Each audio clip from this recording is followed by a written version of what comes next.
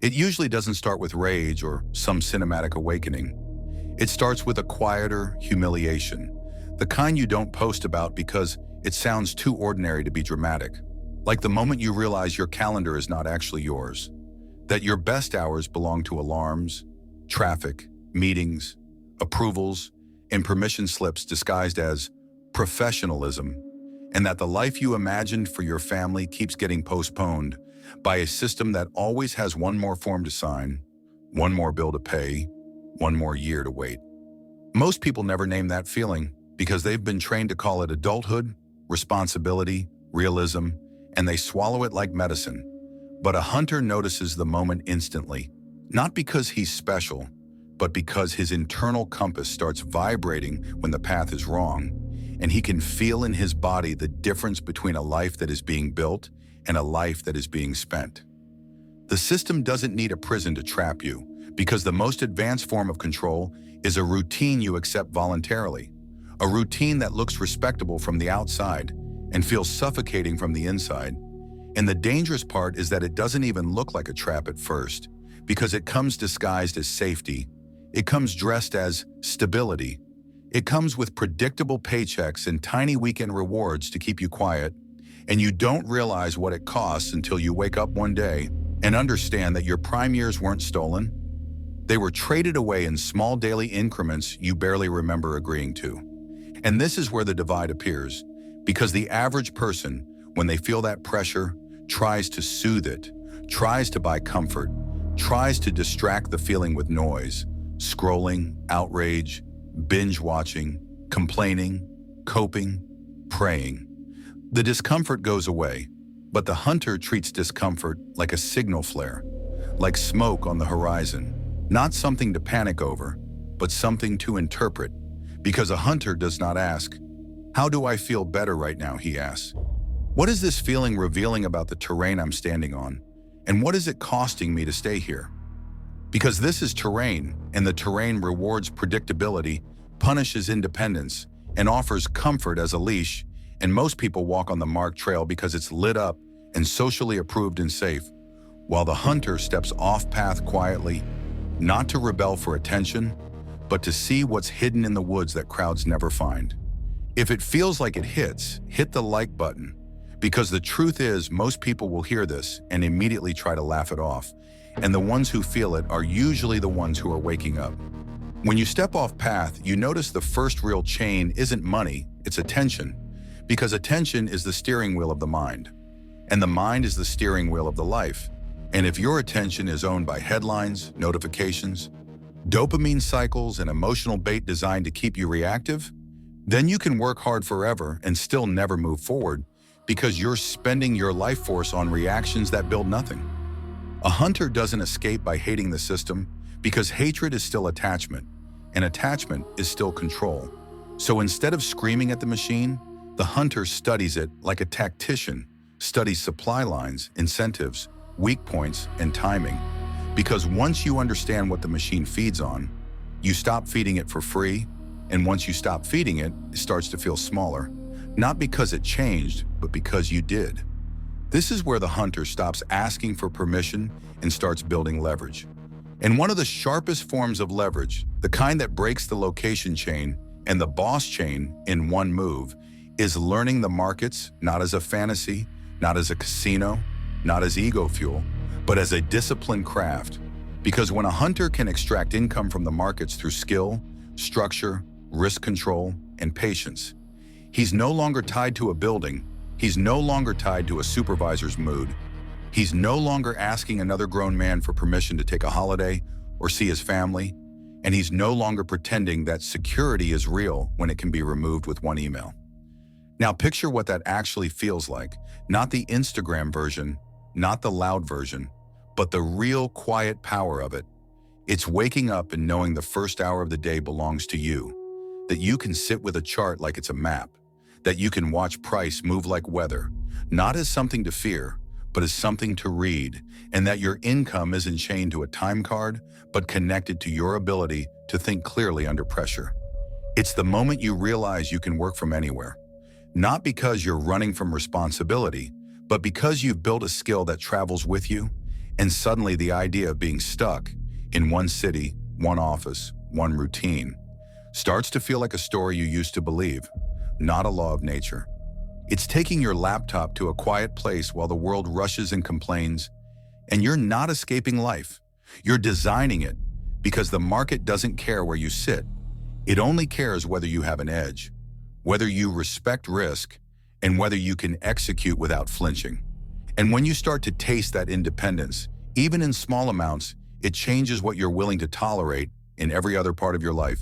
Because you start seeing time differently, you start seeing energy differently, you start seeing dreams differently, and instead of calling them someday, you start calling them scheduled. Because the only difference between fantasy and reality is structure repeated long enough. This is the part where most people misunderstand trading because they think the dream is money, but the real dream is agency. Agency is picking up your child from school without asking. Agency is traveling without begging for permission. Agency is being able to walk away from disrespect because you're not cornered. Agency is building a future where your family feels your presence, not just your exhaustion. And yes, money matters because money is a tool, and tools build exits, and exits create choices. But the deeper power is the ability to say, I decide, and mean it. This is why the markets pull a certain type of person, because it's not just about profit, it's about sovereignty. It's about the ability to live without being tethered to a location, without being trapped in an office orbit, without having your freedom rationed out like benefits. And yes, the markets are brutal. They punish delusion. They punish impulsiveness. They punish emotional men who need to be right. But that's exactly why the skill is valuable, because it forces you to become someone sharper, calmer, and more precise than you were allowed to be in a normal life. This is where the killer instinct actually belongs. Not in the streets, not in drama, not in violence, but in execution, because the chart doesn't care about your intentions. It only respects your timing, your risk, and your ability to act when it's time. And a hunter learns to execute like a professional when the signal is there, to pull the trigger without shaking, to manage risk without begging the market to be kind, and to cut the trade without mercy when the plan says it's invalid, because mercy in the wrong place becomes self-sabotage. The killer instinct on the chart is simple. You stop negotiating with your rules. You don't hesitate when the A+ setup appears. You don't chase when price runs without you. You don't revenge trade because your pride got bruised. You don't widen stops to avoid being wrong. You don't take profits early because you got scared. You execute, and you let probability do its job, and you accept the outcome like a man who understands that one trade means nothing, but your discipline means everything. And as that discipline compounds, something else starts happening in your life. Because the person who can sit through drawdown without panic starts to sit through life without panic. And the person who can follow a plan when the candles are moving fast starts to follow his values when people try to pressure him. And the person who can take a loss without spiraling starts to take criticism without collapsing. Because the markets don't just train your strategy, they train your nervous system. A hunter is willing to risk for freedom, not recklessly, not like a gambler, but like a man who understands that comfort has a cost, and the cost is your future. And he would rather pay with discipline, learning, and controlled risk than pay with decades of obedience. And he does it for himself, yes, but also for his family. Because a hunter isn't trying to impress strangers, he's trying to build a life where his children don't inherit fear as a default setting. And this is where the dream gets real, because it stops being, I want a better life, and becomes, I'm building a structure that produces a better life. You start imagining the simple wins that are actually massive. Paying off debt quietly, having a savings buffer that makes you breathe easier, funding a business idea without begging a bank, investing consistently instead of living paycheck to paycheck, taking your partner somewhere and actually being present because you're not mentally trapped in next week's bills. And over time, those simple wins stack into something people call luck, even though it was discipline the whole time. And as you start moving like this, you begin to recognize your kind, not by slogans, not by image, but by patterns, patient speech, controlled reactions, long-term thinking, the absence of validation hunger, the way they don't complain for entertainment, The way they treat their mind like a blade that must be kept sharp. They're scattered everywhere. Different countries, different backgrounds, some building online businesses, some training like it's a ritual, some deep in stoicism and philosophy, some learning the markets through Forex, crypto, and investing. But the thread is the same. They support each other through standards, through reflection, through here's what worked, here's what failed, here's what to watch for, and through the quiet comfort of knowing you're not the only one walking the harder path on purpose. If you want more stoic content like this, subscribe, because the world is engineered to keep people reactive, and this is the kind of thinking that makes you unsteerable. Now here's the truth most people avoid. Escaping isn't a one-time event, it's a discipline. Because the system doesn't just trap you with poverty, it traps you with convenience, distractions, endless noise, and the deadliest leash of all, fragmentation, because a scattered man can be guided without resistance. So the hunter builds internal sovereignty like a fortress, and it looks boring from the outside, but it's deadly in practice, because he protects his mornings, not to cosplay productivity, but because the first hour sets the nervous system's tempo, and the man who starts his day reacting to the world trains himself to be reactive, while the man who starts his day choosing focus trains himself to be unmoved.